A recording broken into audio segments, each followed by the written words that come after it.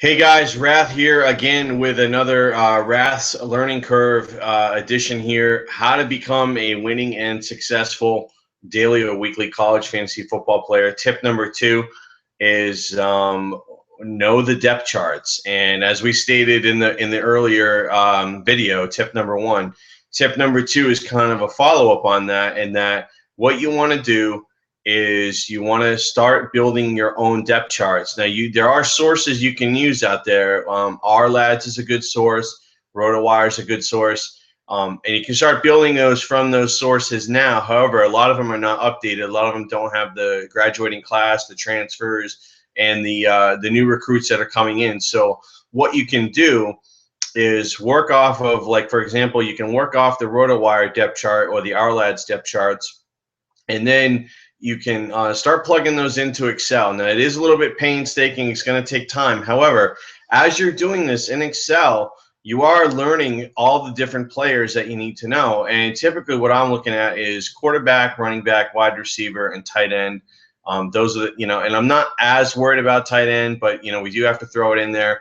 So I start building my own depth charts by conference in Excel. I have separate worksheets for each conference that I do.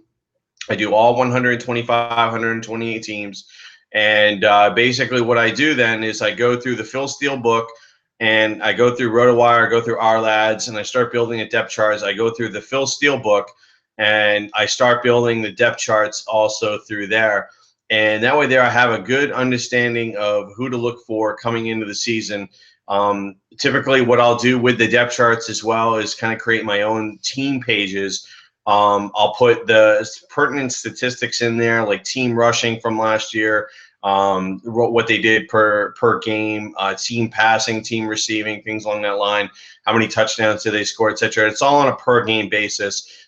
Certain teams play 12, 13, 14, up to 15 games. So that's what I'm trying to do. I'm basically building a profile for each team. I'm building a depth chart and a team page. Again, we're starting our research early. It's around the first or second week of July, so it doesn't interfere with NFL planning. I usually take the first couple weeks in July to start doing the college fantasy football stuff.